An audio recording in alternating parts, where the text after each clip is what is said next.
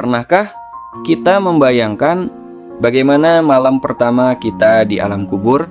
Bukan malam pertama yang penuh kebahagiaan, bukan malam pertama yang ditemani keluarga, bukan malam pertama yang dipenuhi tawa, tapi malam pertama yang sunyi, gelap, sepi, dan hanya ditemani oleh amal yang pernah kita lakukan.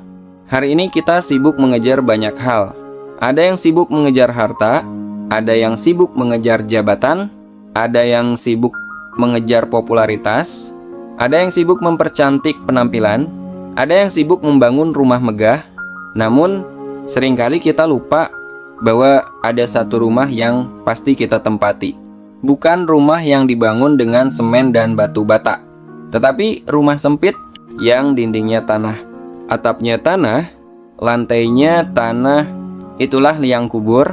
Bayangkan suatu hari nama kita diumumkan bukan lagi untuk dipanggil bekerja, bukan untuk menerima tamu, bukan untuk menghadiri acara, tetapi untuk dikabarkan, fulan telah meninggal dunia.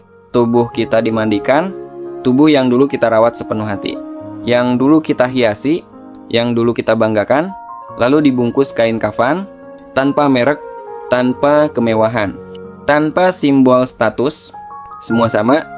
Lalu kita diantar ke pemakaman. Banyak orang datang, banyak yang menangis, banyak yang mendoakan. Namun setelah jasad dimasukkan ke liang lahat, semua pergi. Kita ditinggal sendiri. Disitulah dimulai malam pertama di alam kubur. Tak ada lampu, tak ada tempat tidur empuk, tak ada ponsel, tak ada hiburan, tak ada pengikut, tak ada uang. Yang ada hanyalah iman kita, amal kita, dan jawaban dari kehidupan yang pernah kita jalani.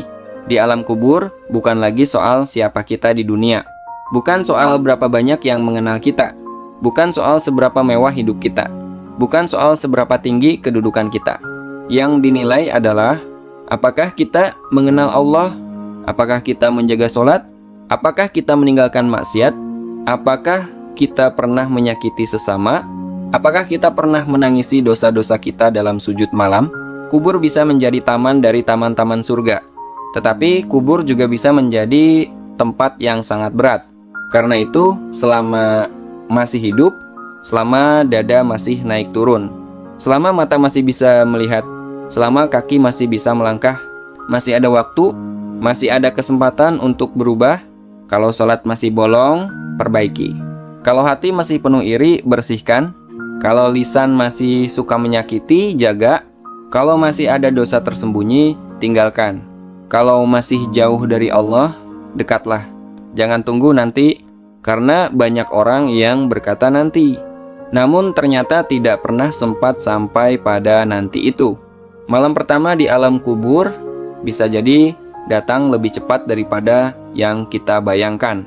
Pertanyaannya, jika malam ini adalah malam terakhir kita di dunia, apakah kita siap menghadapi malam pertama di alam kubur? Semoga Allah menjadikan kubur kita kelak sebagai tempat istirahat yang damai, penuh cahaya, dan dipenuhi rahmat-Nya.